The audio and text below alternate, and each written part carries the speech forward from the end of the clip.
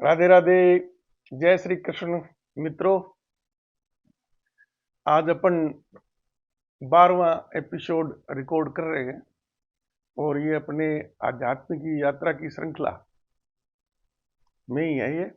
और जो कल अपने चर्चा की थी कि परमात्मा के साक्षात्कार के बाद में परमानंद सच्चिदानंद या जो भी आप इसके लिए शब्द उपयुक्त लगे वो इसके लिए ले सकते हैं की अनुभूति मुझे कैसी हुई थी।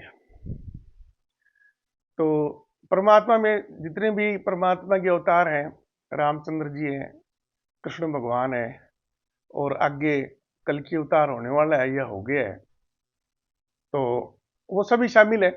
सभी का साक्षात्कार एक समान ही है। सभी अवतार के रूप में है, वो ईश्वर के अंश ही है, परमात्मा के अंश ही है। तो उस श्रृंखला में हम कल चर्चा कर रहे थे कि भी भक्ति योग, कर्म योग और ज्ञान योग, इनमें कल हमने भक्ति योग की चर्चा की थी कि भक्ति योग की जो चरम सीमा है वो, जैसे कल मैंने आपको बताया था कि राधा जी, श्री राधे, माता श्री राधे कृष्ण भगवान की अनन्य भक्त थी और भगवान भक्तों के बस में रहता है। और जब भगवान भक्तों के बस में रहता है तो सब कुछ ही है। और उसी आधार पर ही मैंने पहले ज्ञान योग के हिसाब से मेरा इस चैनल का जो लोगो है उस प्रकार से मैंने उसकी फोटो अपलोड की थी, ब्रह्मांड की। और अब मैंने आप लोगों की सुविधा के लिए पहले अपने, क्योंकि भक्ति योग पर ही चर्चा करेंगे, तो कृष्ण भगवान और श्री राधे जी का एक फोटो मैंने गूगल से सर्च किया है और इस प्रकार का गीता प्रेस गोरखपुर और इत्यादि ग्रंथों में मिल जाएंगे जो बहुत ही ऑथेंटिक है। तो वहां से मैंने चुना है। तो वन के अंदर बहुत सुंदर वाटिका है, उसमें राधा जी उच्च सिंहासन पर विराजमान है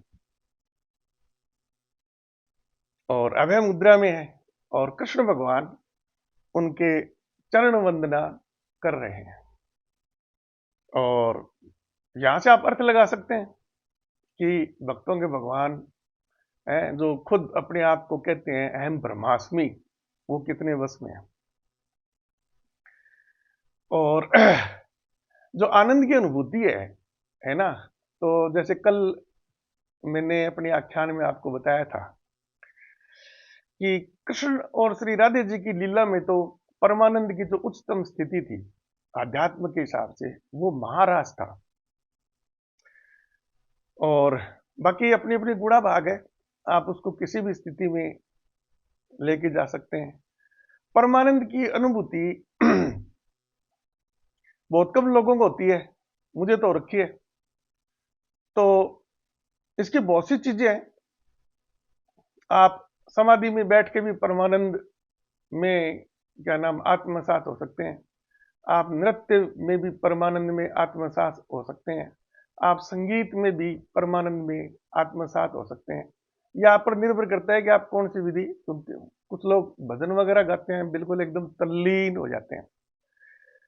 तो परमानंद की अनुभूति वाला व्यक्ति है ना, उसको फिर दुनियादारी का ज्ञान नहीं रहता। आपने बहुत लोग देखे होंगे कि वो भजन गाते समय इतने तल्लीन हो जाते हैं कि बाकी कुछ उनको ध्यान ही नहीं रहता। और भी दुनिया भर के आपके और उदाहरण मिलेंगे। तो मैं आपको ना एक बहुत ही जबरदस्त और बहुत ही मतलब असलियत में परमानंद की अनुभूति का मैं अभी उदाहरण दूंगा मैं। तो उसके लिए मैंने संगीत को चुना है।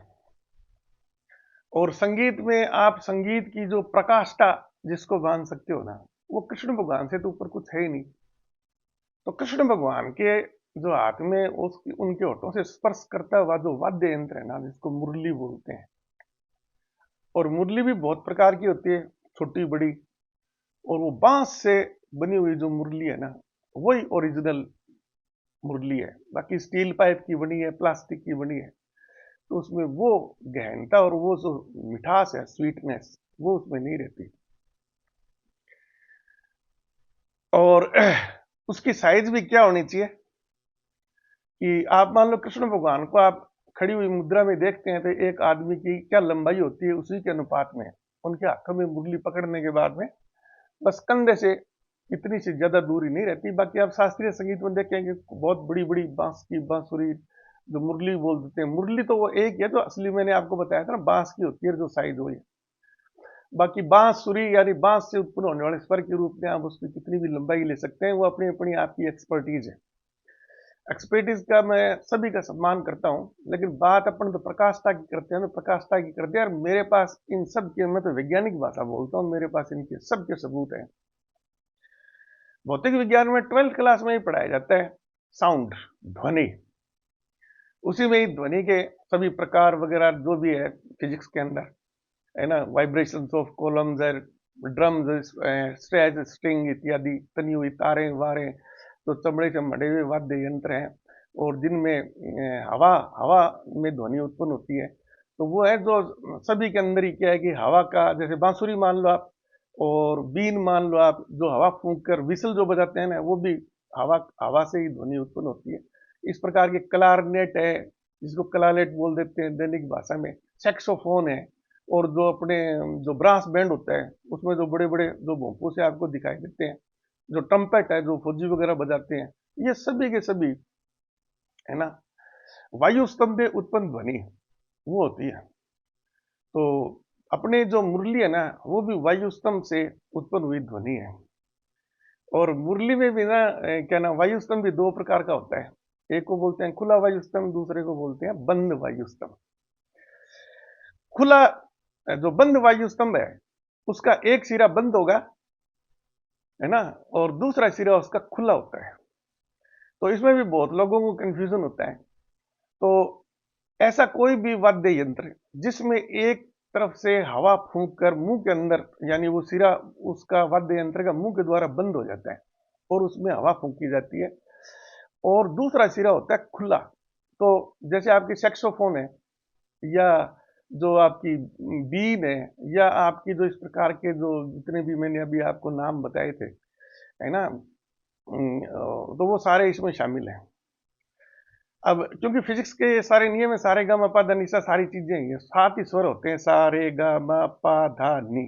और जो दोबारा जो सा आता है ना, वो प्रथम सा का ही प्रथम अधिस्वरक है, वो यानी फर्स्ट ओवरटोन है वो। इनकी पूरा वैज्ञानिक है, उनकी सबकी परिभाषाएं होती है। भौतिक विज्ञान में तो आप लोगों ने प्रयोग किए होंगे कि भौतिक विज्ञान की प्रयोगशाला में जो शुद्ध क्या नाम है आवृत्ति की जो ध्वनि उत्पन्न करते हैं, उसके लिए हम स्वरित्र यानी ट्यूनिंग फोर्क का उपयोग करते हैं। तो सब वो सबसे कम जो क्या नाम है जो आवृत्ति का जो स्वरित्र होता है वो होता है 256, फिर 288, फिर है 320, फिर 341, फिर 388, फिर 420, और फिर होता है 516। तो पहले वाला क्या है कि 256, 516 लास्ट वाला जो उच्चतम जो स्वर है वो पहले वाले का जस्ट डबल है, 556 का 2 गुणा के 512। तो जो स्वरित्र जो प्रयोगशाला में आपने देखे ना, अगर प्रथम आपका सा स्वर है तो लास्ट में सा रे गा मा पा धा नी, और दोबारा सा आता है, वो पहले वाले की ओवरटोन है, वो अधिस्वरक। कितने अधिस्वरक आप उत्पन्न कर सकते हैं? अनंत।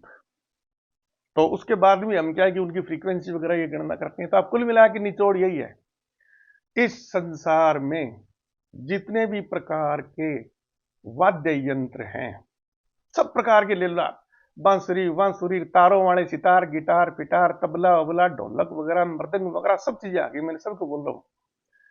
उनमें सबसे सुंदरतम और कंप्लीट सभी प्रकार के स्वर जिसमें उत्पन्न किए जा सकते हैं, कंप्लीट, वो कृष्ण भगवान के जो हाथ में बांसुरी है, वो जो मुरली है ना, वो है।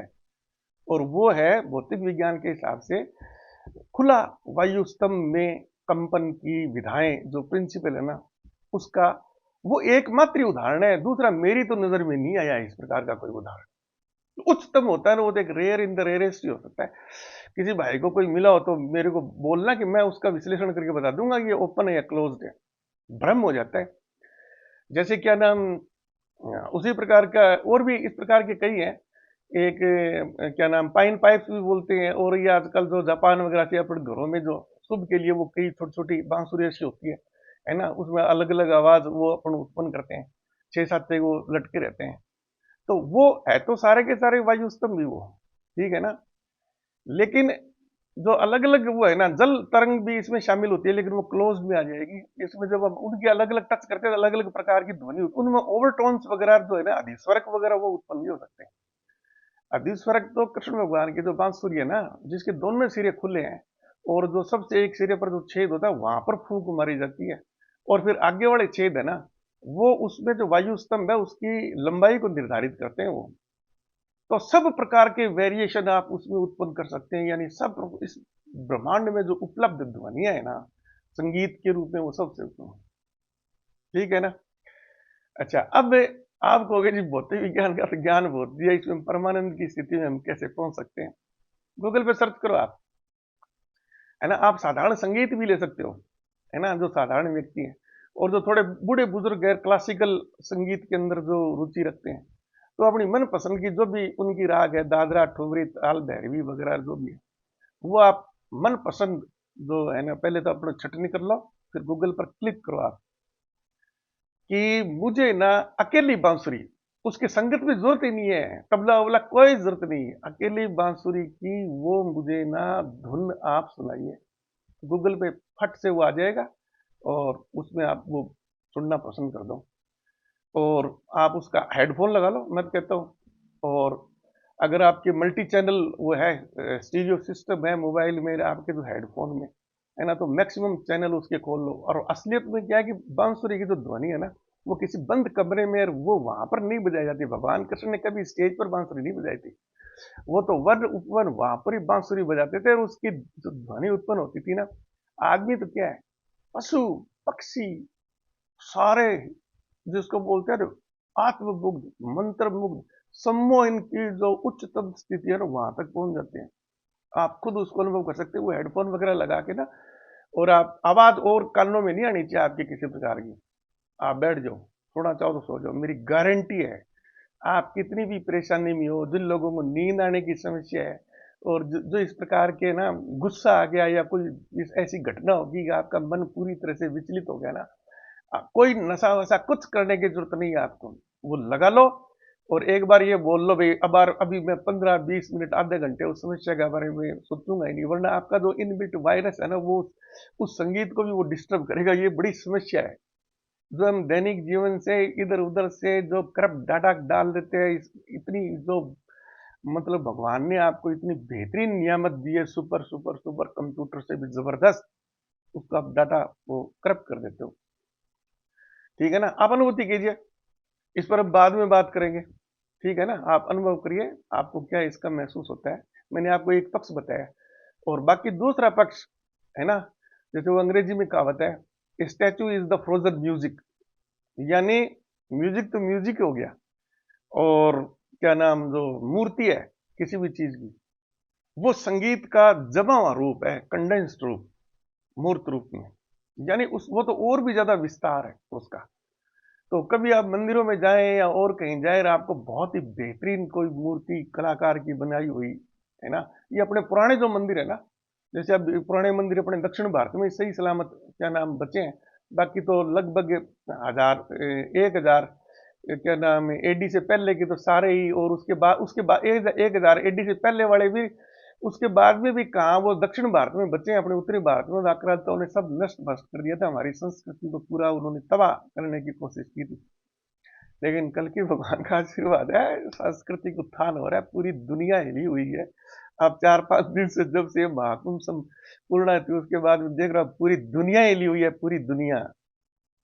ठीक है ना। और इसमें भी क्या है कि आपको थोड़ा सा वो अपने माननीय प्रधानमंत्री जी इत्यादि जो बड़े नेता वो नाम लेते हैं डीप स्टेट का ना, अब इसके इतने दुनिया भर के रूप हैं, वो Guinness book of world record वहां पर आए थे महाकुंभ में, है ना, कि किसने न्योता दिया था उनको? ये सब कुछ मीडिया वाले भी है ना, ये बस वही अर्बन नक्सल की टाइप में ना एक ऐसी चीज लेके बैठते हैं कि जी जनसंख्या का आंकड़ा है ना, सरकार ने उनको उपलब्ध नहीं करवाया, कितने लोग आए थे, बाकी उन्होंने चित्र बनाने का नया रिकॉर्ड, सफाई करने का 3-4 नए रिकॉर्ड।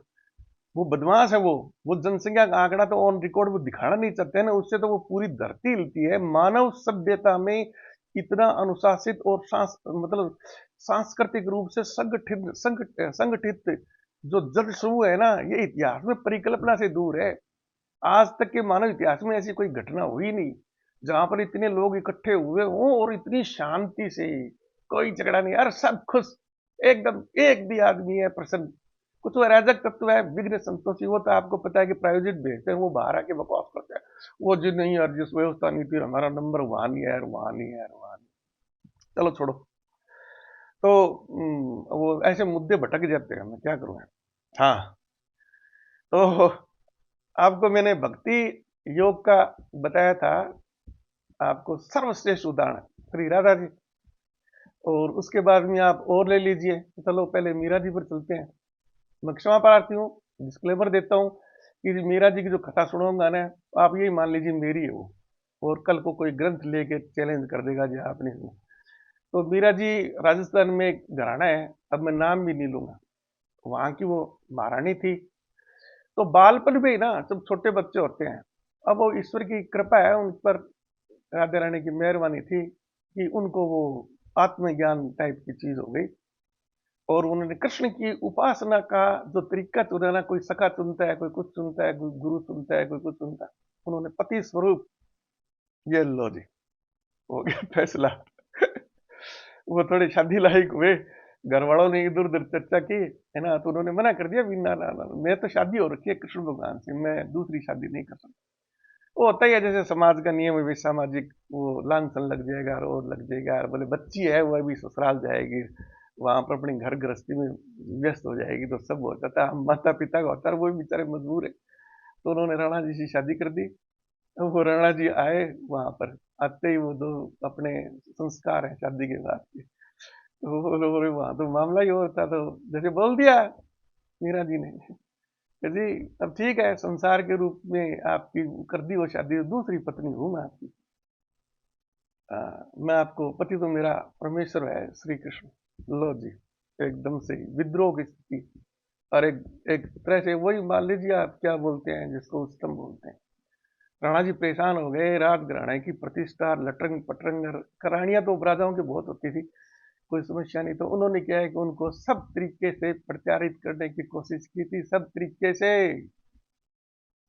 यहां तक कि जहर भी पिलवाया था। लेकिन जिस पर परब्रह्म का आशीर्वाद, उसका क्या बिगाड़ेगा कोई, एकदम से ही मतलब हो गया। तो अंत में राणा जी के मन में ये आया, इसको अन्यथा ना लीजिए, कभी उनको बेइज्जत किया जाए। तो वो क्या है कि अपने कमरे में जो भी उनका कक्ष था, वहां पर कृष्ण भगवान से साक्षात बात करते थे वो, जैसे कि आपने सामने जैसे चित्र में दिखाया है ना, राधा और कृष्ण इतने नजदीक बैठे हैं, अपनी जो बातें कर रहे हो। तो उनको भी राणा जी ने जासूस छोड़ रखे थे, तो उनको पता था भी मीरा के कमरे में कोई अज्ञात पुरुष आता है, वो वार्तालाप की आवाज बाहर दिखाई देती। तो राणा जी पहुंच गए वहां पर, पहुंचे, उन्होंने दरवाजा खड़खड़ाया ऐसे। तो मीरा जी ने पूछा नहीं, हाँ, बोले आ जाओ श्रीमान, दरवाजा खुला है। जैसे ही वो अंदर गए ना, क्या देखते हैं, कृष्ण भगवान मीरा जी के बेड पर साक्षात बैठे हैं।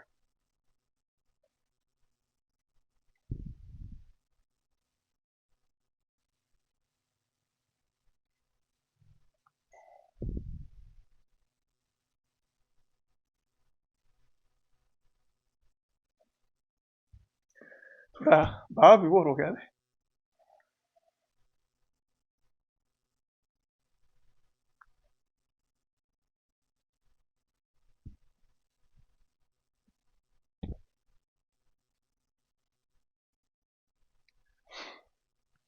तो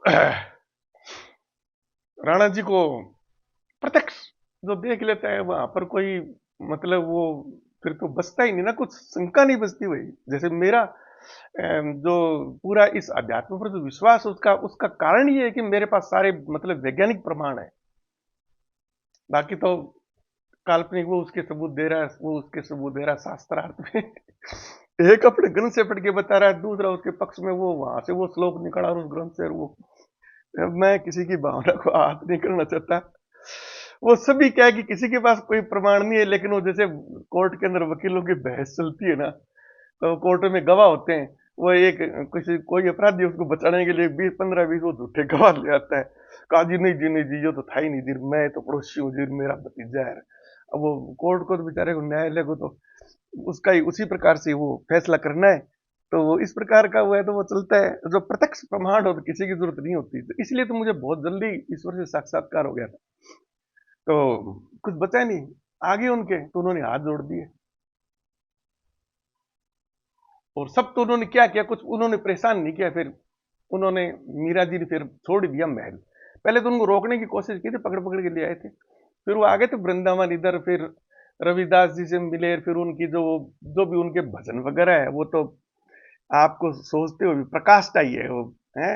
मायरी में तो लियोरी कृष्ण ने मोल के मैंने खरीद लिया, खरीद मेरा खरीद जर गुलाम है। वो राधा जी वाली स्थिति थी। चलो, आप बहुत इसके बारे में कथाएं प्रचलित, आप मनन करना।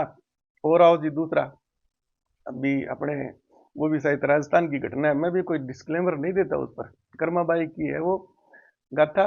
तो कर्माबाई ऐसे ही 12 13 साल की जो बच्चियां होती है, उस प्रकार से बच्ची थी। तो उनका क्या है कि ईश्वर की कृपा से मंदिर के पास में उनका घर था। सीधा साधा परिवार था, साधारण जमींदार परिवार। तो जो पुजारी जी थे, है ना, उनको कोई काम पड़ गया, और शायद एक या दो एक दिन के लिए उनको बाहर जाना था। तो घर में कोई और क्या कि पूजा पाठ करने वाला था नहीं। तो जैसे मंदिरों में देखते हैं आप, भोग वगैरह लगता है, आरतियां वगैरह होती है, शयन आरती भी होती है, शाम का भोजन भी भोग लगाया जाता है, दिन वाला भी लगाया जाता है। वो सब प्रक्रिया जो मतलब क्या बोलते हैं, भक्ति योग वाले हैं, सब चीजें इससे परिचित है। तो क्या नाम है, वो पंडित जी जाके वो क्या नाम, जाते वो उनको संभलावनी दे गए, है ना, कि भाई कल देखो कृष्ण जी जो है ना, वो सारी प्रक्रिया तेरे को पूरी करनी है। तो बोले जी क्या करूं? बोले सुबह आते ही इनको उठा देना ताली बजा के, और फिर उनको नहलाना। बोले नहलाऊं क्या, कपड़े पूरे खोलूं मूर्ति के? बोले नहीं नहीं, गिल्ला कपड़ा लेकर मुंह पोंछ दे, जो कपड़ों से बाहर जो अंग होते हैं मूर्ति के, हाथ वाथ रो पोंछ दे। उसके बाद में तिलक छापे सब करके कृष्ण भगवान को मूर्ति धारण करवा देना।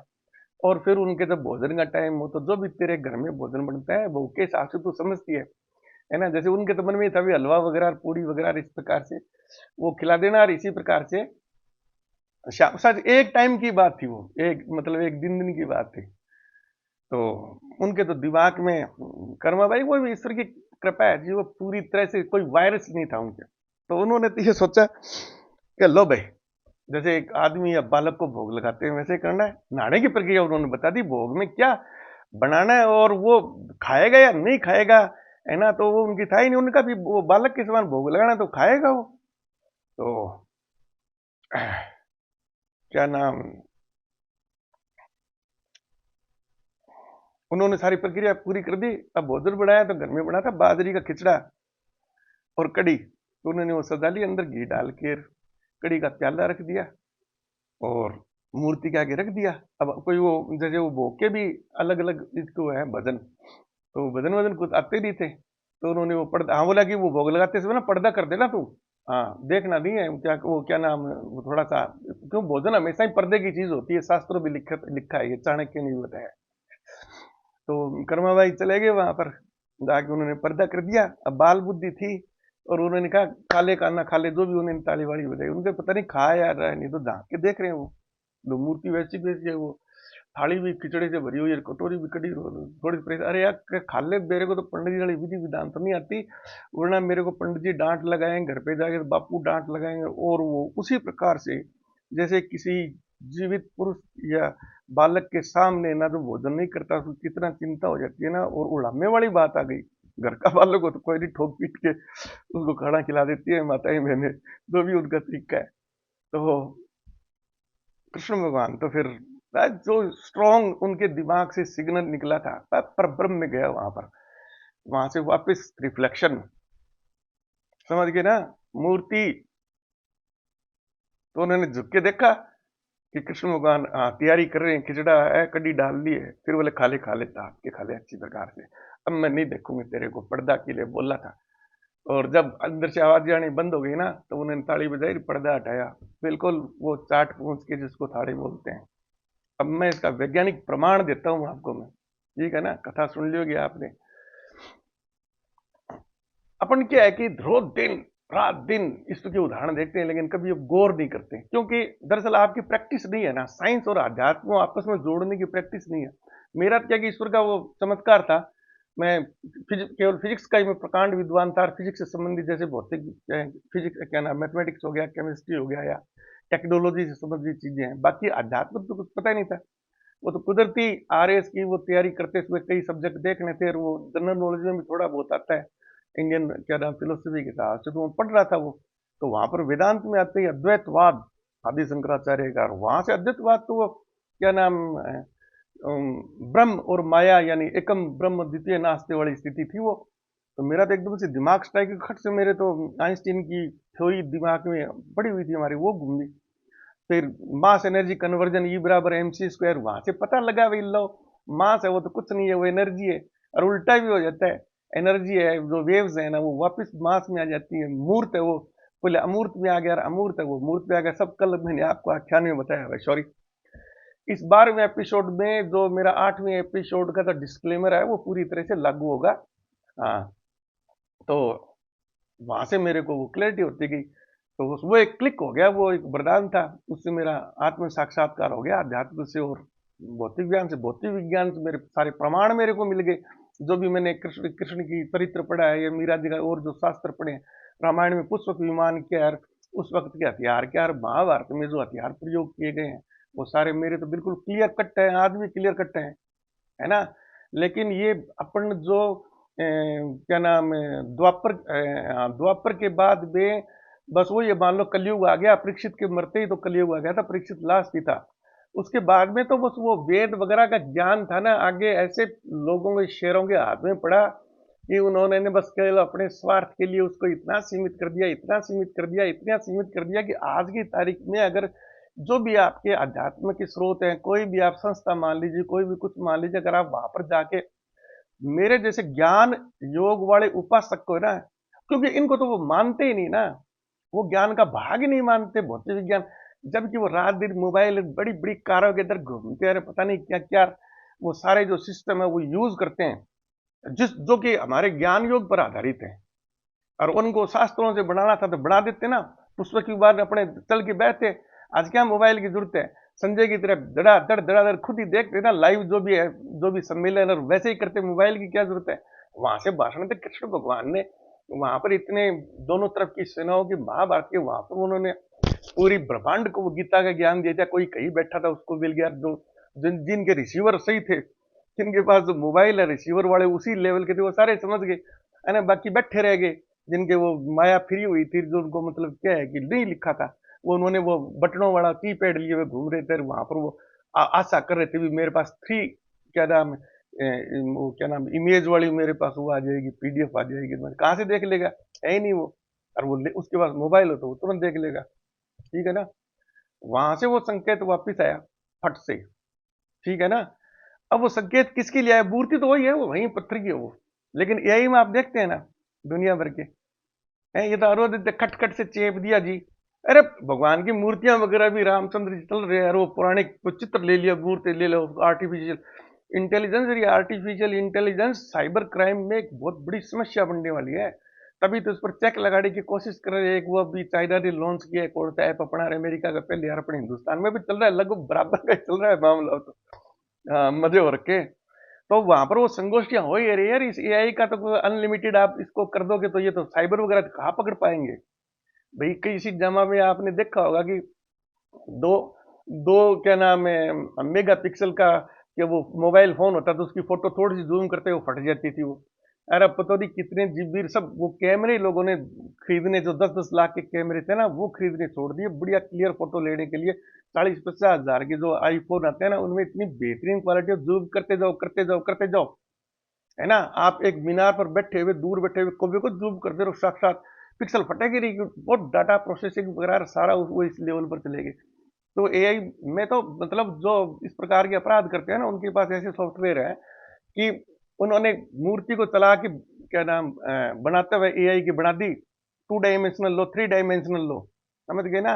अब साइबर वाले क्या पकड़ते हैं इमेज में, वो क्या कि बहुत ही स्लो में उसको चलाते हैं मूवी को। जहां पर भी आवाज के अंदर कट आ गया या पिक्चर के अंदर झलका कट आ गया, तो कहते हैं, "अरे ये एडिटेड है, फेक है, वो नहीं माने।"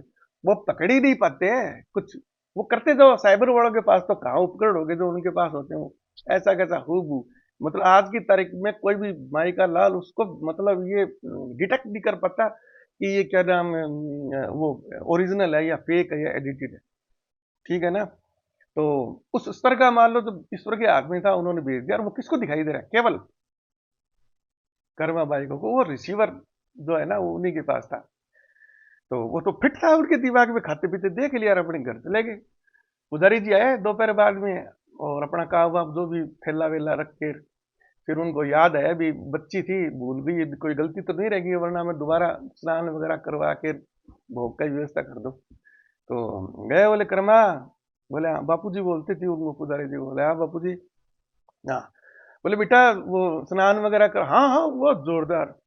तो बोले कि कोई क्या बनाया था भोग के लिए, हलवा पूड़ी? बोले नहीं नहीं, खिचड़ा था ना, खिचड़ा कर दिया। खिचड़ा तो ऐसे खा गया सपट सपट, बोले थाली चाट दी उसने। पंडित जी सन एकदम से कि यार ये क्या बोल गई, तू आज बूढ़ा हो गया, मरने की कगार पर है, पूजा करते करते तेरे को तो कभी कुछ ऐसा दिखाई नहीं दिया। तो जी क्या नाम, उसको 4-5 बार पूछ रहे हो, है ना। पंडित जी का दिमाग एकदम से जैसे वो स्टन होता है ना, वो कहता हूँ ना, कभी मेरे वीडियो से कोई विचलित ना हो जाए, सही मानसिक स्थिति वाले देखा गया। तो अब और कोई चारा नहीं था, प्रत्यक्ष प्रमाण देखना था उनको। तो बोले कि कर्मा फिर तू ऐसा कर, तू शाम को आज तू ही भोग लगाना, बोले लगा दूंगा मैं। ठीक है। तो दिन में जो भी अपना काम वाम वो कर दे, जैसे बकरियां वगैरह कोई कहते हैं जो भी है, गो गाय धन चराती थी यार, जो शाम का, यार उसने उसी प्रकार से दूसरा जो भी है दाल सब्जी वगैरह बनाई पुजारी जी के सामने वहां। अब दोनों, क्यों कर्मा को तो पूरी तसल्ली थी, खाएगा कैसे नहीं खाना। मैंने दोपहर को उसको 2-4 धमकियां दी थी, वो खा लिया था। तो खड़े रहे वो, और वो जैसे उनको पुजारी को अंदाजा जब इतने टाइम में तो पड़ताली बजा के पर्दा हटाया, तो थाली चट थी, थाली चट चट चट। अब पुजारी जी के इतने कहाँ वो उनके पुण्य किए हुए थे कि वो साक्षात के नाम कर्मा की तरह उनको बिल्कुल मूवमेंट में देख सके वो। ठीक है ना। तो उसी वक्त ही पैर पकड़ लिए, माता हम तो ऐसी जिंदगी गुजार दी इस ब्रह्मचाल में, तू तो सिद्ध है एकदम है। अच्छा, अब थोड़ा सा मैं ले चलता हूँ उस चीज पर, जो एआई, फिर पता नहीं दोबारा टॉपिक आएगा कि नहीं आएगा। टेक्नोलॉजी इतनी एडवांस्ड हो गई है, इतनी एडवांस्ड हो गई है कि जैसे आपको मैं बताता हूँ कि जैसे अपन जो भी इस ब्रह्मांड में देखते हैं ना, 3D 2D तो समझते हैं ना, जो फोटो है वो 2D है। एक मेरे को देखते हो, या अब जो आप मोबाइल में जो स्क्रीन पर देख रहे हो ना, it is 2D movie picture. और आप थिएटरों में जाकर वो 2 ग्लास लगा के, पोलराइड ग्लास लगा के 3D मूवी देखते हो, तो वो मूवी 3D, और आंखों से दोनों आंखें इसीलिए बनी है ये बाइनोकुलर विजन सिस्टम बोलते हैं। ठीक है ना। जिनकी सामने की आंखें होती है जीव जंतुओं की, वही केवल 3D इमेज देख सकते हैं, यानी डिस्टेंस, लंबाई चौड़ाई देखेंगे, डिस्टेंस भी देखेंगे। 3D इमेज में कोई मकान के पीछे पेड़ आप बता सकते हो, अभी 150 मीटर पेड़ पीछे है, उसकी फोटो ले लो, कोई नहीं बता सकता कि मकान के टच का पेड़ है या ज्यादा दूर पेड़ है। इसी प्रकार से जितने भी जानवर है, शिकारी जानवर है ना, उनके सामने आंखें होती है, उनकी दूरी को उनको मेजरमेंट करनी होती है, ताकि वो सही ढंग से सही नाप से छलांग लगा सकते हैं। और जिनके साइड में आंखें होती है, जैसे गाय बैल घोड़ा इत्यादि, साइड में हाथी वगैरह, ऐसे वो केवल एक आंख से 2D देखते हैं, इससे भी 2D देखते हैं वो, उनको डिस्टेंस का नहीं पता लगता। हाँ, लेकिन ये है कि उनका जो विजन एरिया है ना, वो लगभग 360 हो जाता है। और उल्लू की तो गर्दन ही पूरी 180 डिग्री पर घूम जाती है, भूतों की तरह एकदम मुंह उसका पीछे हो जाता है। चलो, वो एक जीव जंतु को मैंने आपको बताया था, अभी उनकी जो इंद्रियां हैं वो तो ऐसी में पड़ी हुई है। तो वैज्ञानिक, अच्छा, फोर्थ डी तो अल्बर्ट आइंस्टीन से वहीं से आई थी। फोर्थ डी तो, फोर्थ डी क्या था, लंबाई चौड़ाई ऊंचाई के साथ में तीसरा आया था समय। अब ये समय वाली चीज है ना, ये आपको समझना जरूरी है। समय क्या है, अभी समय को आपने कांस्टेंट मान रखा है, यानी आज की तारीख जो घटनाएं हो रही है वो सारी है। और समय को आप वेरिएबल मान लेंगे, फोर्थ डायमेंशन, तो समय को आप पीछे लेके जा सकते हैं, टक टक टक टक टक। ठीक है ना। यानी 1 साल पहले का आपको कोई सीन देखना, 2 साल पहले, इसकी क्या सीमा है, कोई सीमा नहीं है। आप मर गए, उससे पहले क्या थे, है ना। वो फोर्थ डायमेंशन वो आगे लेके चली जाएगी। आगे भी भविष्य देखो आप, कट कट कट, आप मरने के बाद में कहाँ होंगे, वही बिल्कुल वैज्ञानिक प्रमाण।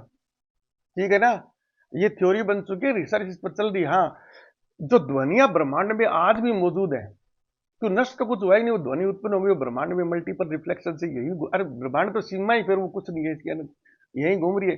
तो वैज्ञानिक उन ध्वनियों को पकड़ने में बहुत हद तक वो सफल हो गए हैं, और उनका दावा है कि बहुत थोड़े दिनों बाद में ना हम आपको ऐसा सॉफ्टवेयर दे देंगे जिसमें 2 साल पहले यानी महाभारत काल में आवाजें आपको युद्ध के होते हुए ना आवाजें आपको, और हॉलीवुड में तो फिल्में बन गई यार वो, ठीक है ना। अच्छा, अब ये डायमेंशन का चक्कर और समझ लो आप। वेदों में जो वैदिक भौतिक विज्ञान है या जो फिजिक्स है ना, कुछ मेरे जैसे लगे वो बेचारे थोड़ा सा उनको तुलना करके, जो वैदिक जो साहित्य है उसमें जब यह कहिए तो भौतिक विज्ञान है, इसमें थ्योरी दी हुई है, रश्मियार वश्मियार इस प्रकार के शब्द हैं। और अपने आधुनिक विज्ञान में जो डायमेंशन के बाद में जो फील्ड है ना, उसकी तरफ जा रहे हैं, वो स्ट्रिंग थ्योरी बोलते हैं, वो जो भी है वो थोड़ा सा डीप में हो जाएगा। तो कहने का मतलब ये है कि वेदों में 26 डायमेंशन तक उनके पास ज्ञान था, है ना। और आज की तारीख में अभी तक तो जो आधुनिक साइंस है ना, वो केवल 3 डायमेंशन पर, चौथे डायमेंशन डायमेंशन अब थोड़ा काम मतलब कुछ रिजल्ट मिलने शुरू हुए कि पीछे की दुनिया पर रिकॉर्ड कर ले, और वो बाद में पीछे का जो क्या नाम विजुअल 3D इमेज टाइम के साथ पीछे ले जाएंगे तो वो लड़ते हुए दिखाई दे जाएगी, 3D फिल्म की तरफ देख लो आप, महाभारत में क्या हुआ था, रामचंद्र जी के टाइम में क्या हुआ था, ठीक है ना। ये 4 ही तो हुई, बाकी वह 26 थी। और जो अपनी जो कैलकुलेशन चलती है भौतिक विज्ञान की, वो थोड़ी अलग प्रकार की होती है, एक दूसरे पर बात करेंगे। उसमें कितनी डायमेंशन है, अनंत। चलो, फोर्थ डायमेंशन आपने ये सुन लिया, आगे पीछे चले जाएगी जिस समय में। फिफ्थ डायमेंशन क्या है? फिफ्थ डायमेंशन में है कि आपके यहाँ पर भेजे में जो बहुत गोपनीय चीज है, आपने क्या स्वप्न देखा है, आपने क्या विचार किया है, वो उसको भी पकड़ लेंगे। जिस दिन फोर्थ डायमेंशन टेक्नोलॉजी आई जाए ना, वो बोल देंगे क्या मित्र, रात को सपने में तूने ये देखा था, ये तूने षड्यंत्र रचा था, तूने इस प्रकार से क्या नाम वो जो डाकू वगैरह प्लानिंग करते रहे कि बैंक लूटने का, तूने पूरी प्लानिंग कर दी थी कि तूने कैसे कपड़े पहनोगे, मास्क लगाओ, तेरा दोस्त कौन कौन आएगा, वो सारा बोल सारा हमें पता है।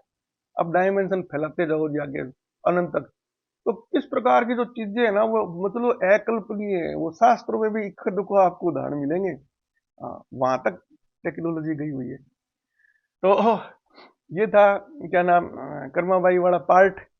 अच्छा, अब अपन क्या है कि आज थोड़ी क्योंकि दूसरा सबसे आसान तो भक्ति योग है, और उसके बाद में आता है आपका कर्मयोग, है ना। तो कर्मयोग में अंतिम जो प्रकाष्ठा होती है ना, वो किस प्रकार की होगी? भक्तियों को भी मैंने बता दिया आपको, परमानंद की स्थिति आ जाती है, चाहे महाराष्ट्र में उसको विजुअलाइज कर लो या संगीत का, जैसे मैंने आपको उदाहरण दिया। अच्छा, और क्या नाम है कर्म योग के अंदर क्या है? ये 3 ही प्रमुख बताए हैं योग कृष्ण भगवान ने, बाकी तो उन्होंने 15-16 बताए, लेकिन अपन उच्चतम स्तर से ज्ञान योग, या फिर बाद में भक्ति योग, और फिर तीसरा उन्होंने कर्म योग, और वैसे बराबर है ये सभी स्रोत है वहां पर अंत में उसी एक ही परमात्मा का साक्षात्कार करवाते हैं। यस, हम जैसे जो क्या नाम ज्ञान योग्य है ना, हमारे लिए तो जो अंतिम जो सत्य है ना, वो निराकार है, एकदम स्थिर चित्त, जैसे एकदम बिल्कुल से समुद्र शांत होता है ना, ऐसा।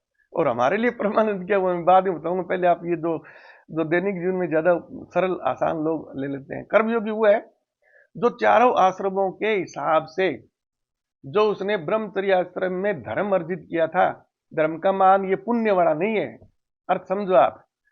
जब आप क्या नाम है अपने वैदिक साहित्य यानी इंडियन जो फिलोसफी है, भारतीय साहित्य या हिंदू शास्त्रीय या सनातन साहित्य, आप कुछ भी कह लीजिए, हिंदू ही बोलो, अपने बहुत कुछ थोड़ा थोड़ा मिलता मिलता, जैन धर्म में, बौद्ध धर्म में, बाकी आपके जो और भी दुनिया भर के जो अद्वैतवाद और सभी है ना, उनमें उनमें चले थे। हाँ, हाँ, बाकी उनमें जो बाकी दो और भी जो है ना क्षमा प्रार्थी में, जिनको आप रिलीजन बोलो या कुछ भी बोलो, धर्म तो अपन नहीं बोल सकते हैं, उनका साहित्य तो एक अलग प्रकार का है। वो तो बस एक क्षमा प्रार्थी हूं, मैं कोई शब्द नहीं बोलूंगा वरना वो सारे ही नाराज हो जाएंगे। आपको सबको पता है, थोड़ा आजकल तो सर्च करो यार, क्रिश्चियनिटी में हु इज द गॉड, और वो जो ज्ञान देने वाला कौन है ना। तो यीशु मसीह तो क्या नाम जो भी गॉड है उसके पुत्र थे, खुद तो नहीं थे, जो भी बाइबल सारी रचनी है। और उधर पैगंबर साहब मोहम्मद साहब, वो उस अल्लाह जो परब्रह्म बताते हैं उसके मैसेंजर थे वो। और अपने साहित्य में तो साक्षात अहम ब्रह्मास्मि उन्होंने गीता का ज्ञान दिया है ना। एक तो होती है ना ऑटोबायोग्राफी, खुद अगला लिख के वो साइन करके चला जाता है। एक दूसरा आदमी उसके मतलब जीवन चरित्र के बारे में जो भी सुना लोगों से या उससे पूछा खुद दस करके, तो उसमें क्या मैनिपुलेशन हो जाता है, खुद अपने विचार भी जुड़ जाते हैं। कुछ लोगों की सुनी सुनाई जो कहानियां है ना, वो भी अपने हिसाब से थोड़ा उसका तो छौंक लगा देते हैं अंदर। तो मैं तो इसीलिए तो विश्वसनीय यही मानता हूँ, गीता गीता में संपूर्ण ज्ञान वो है, अथा भंडार पड़ा हुआ है। वेदों में देखो 26 डायमेंशन बताई गई है। तो कृष्ण भगवान ने उस वक्त तक का भी जो भी ज्ञान के रूप में जो उपलब्ध चीज थी ना, वो तो थी। बाकी अपना जो उन्होंने जो खुद का परब्रह्म का ज्ञान है, तो कृष्ण भगवान की गीता में तो जो डायमेंशन पर अपन आएंगे तो वो तो अनंत है। जैसे अभी भौतिक विज्ञान में सूत्रों के द्वारा जो सिद्ध किया जा रहा है ना, ये भी एक टेक्निकल चीज है थोड़ी सी। क्यों ये टेक्निकल चीज इसलिए है कि ये समझना बहुत जरूरी है कि जी, तो इस प्रकार की गणनाएं हैं तो इतनी टेक्नोलॉजी आगे कैसे बढ़ गई, है ना। तो जैसे 10वीं 12वीं तक आप जो गणित पढ़ते हैं ना, वो एक अलग लेवल की है। बाकी आप बीएससी में जाएंगे, एमएससी में जाएंगे, उसके जो फिजिक्स के साथ साथ तो गणित चलती है ना, वहां पर फिर क्या है कि एक्सपेक्टेशंस आ जाती है ना। एग्जैक्ट वैल्यू नहीं होती। एक्सपेक्टेशंस का मतलब प्रोबेबिलिटी। उदाहरण के लिए मान लो, जैसे पाई का मान है ना, एग्जैक्ट तो 22/7 है, और इसको आप उत्तर निकालना चाहेंगे तो 3.17, और फिर वो दो और पढ़ा रहा, फिर वो असंख्य, उसमें आप असंख्य अनंत तक वो आते जाएंगे, तो सही तो कैलकुलेशन उसमें हो ही नहीं सकती। इसी पे ले लो, स्क्वायर रूट है 2 का, तो उसका मान एक जैसे 4 का तो 2 हो जाएगा, है ना। और क्या नाम, स्क्वायर रूट 3 का ले लो आप, तो 1.7 वगैरह कुछ, वो खत्म ही नहीं होता इस प्रकार से। तो उनके गुणा भाग आप करोगे, मान लो कि स्क्वायर मतलब 2 का वर्गमूल और 3 का वर्गमूल में आप कैलकुलेटर पर गणना करो, वो कट से बोल देगा एक्सीडेड, जवाब ही दे देगा, कभी इसका उत्तरफल इतना आ रहा है, पता नहीं संख्या हमारे पास तो उतनी डिजिट ही नहीं है, वहां पर वो जवाब दे जाएगा। तो इसके लिए अपन क्या करते हैं, जो भी जैसे आप मोबाइल देख रहे हो, ये डाटा आ रहे हो और तरंगे वगैरह ना, तो कोई भी तरंग हो, उसका मूल स्वरूप क्या है वो किसी को नहीं पता।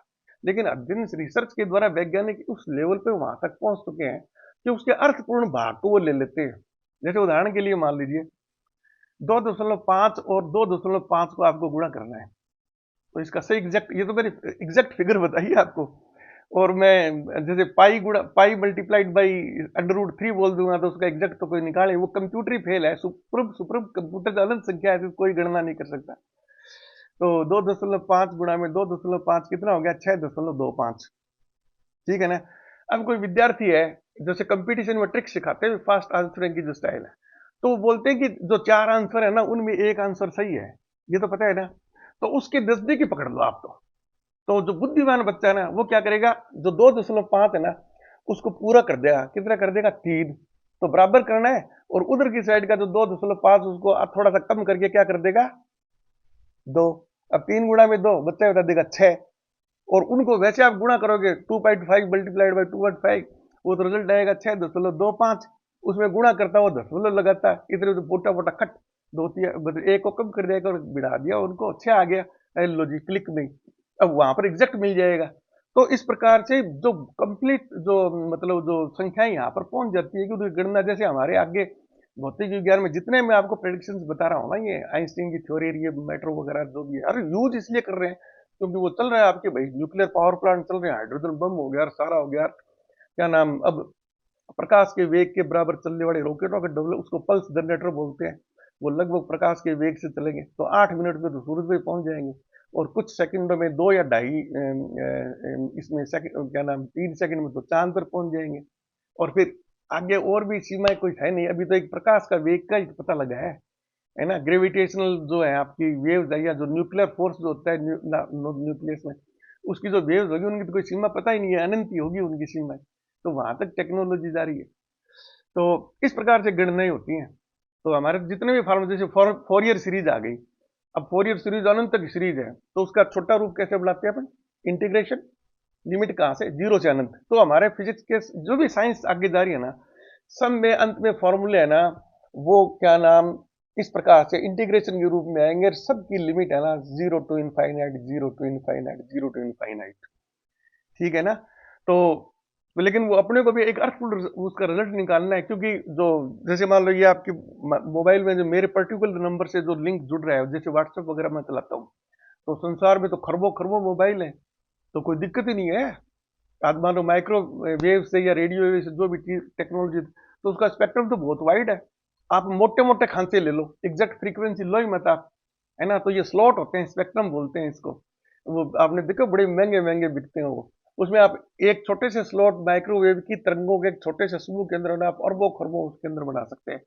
तो हर मोबाइल नंबर के हिसाब से वहां ट्रांसमीटर से अलग तरह की वेव निकली है, और उसी की डिजाइन में यहाँ पर आपका ये जो सिम बनी हुई है, तो वहां से जो आपके मोबाइल नंबर के लिए मैसेज वीडियो इत्यादि जो भी आएगा ना, वो और कहीं जाएगा ही नहीं। वो जब भी आएगा ना आपके मोबाइल में आएगा। और मैं पुनर्जन्म इसी आधार पर आपको साबित कर दूंगा। मान लो कि मैंने आपको पीडीएफ भेजी, है ना, और कुदरती क्या है कि आपने उस वक्त अपने मोबाइल की बैटरी बाहर निकाल रखी है, पूरा डेड है वो। अच्छा, फिर आपने घंटे में, 2 घंटे में, 5 दिनों में, 10 दिन में मोबाइल को संभाला, है ना। तो जैसे आप बैटरी डालोगे, खट से आपकी स्क्रीन पर जितने भी नोटिफिकेशन सारे आ गए, वो मेरे वाली पीडीएफ भी पहुंच जाएगी। अब इस बात का कौन जवाब दे सकता है कि जो मैसेज तो वो क्या नाम, वहां तो सिग्नल तो मतलब 4 दिन पहले निकल गया था, तो कहाँ था वो सिग्नल, है कहाँ भटक रहा था वो। और मोबाइल ऑन होते कैसे, ऐसे जैसे अपन बोलते हैं परमात्मा भी, जो आदमी स्वर्गवास हो गया, है ना, उसका जो आत्मा है, जैसे अपन वो अभी चल रहे थे पीछे, वो कहीं नहीं गया, वो यही है वो सिग्नल, ठीक है ना। और जैसे ही कोई नया जाइगोट बनता है, फिजिकल बॉडी बनती है, तो उसमें फॉर्मेटिंग तो दोनों पीढ़ियों से आएगी, माँ बाप की तरफ से सारा वो अंदर आ जाएगा उसके मेमोरी, और साथ में एनवायरनमेंट से रिएक्शन करते ही जो जो घूम रहा है वो आत्मा के रूप में सिग्नल, वो भी चल मेरे भाई उसी के अंदर फीड है। अब अब उसकी जो कोशिकाएं जुड़ रही है भ्रूण के अंदर, उसका रंग कैसा होगा आत्मा को, कुछ तो वो माँ बाप से उधर से आएगा और कुछ वो एडिशनल। तो पुनर्जन्म में आपको बहुत बहुत लोगों की शक्ल मिलती है, बहुत लोगों को बहुत कुछ याद रहता है। ये बाद में बात करेंगे, तो वीडियो लंबा हो जाता है ना करते भी। तो धन्यवाद, शुक्रिया।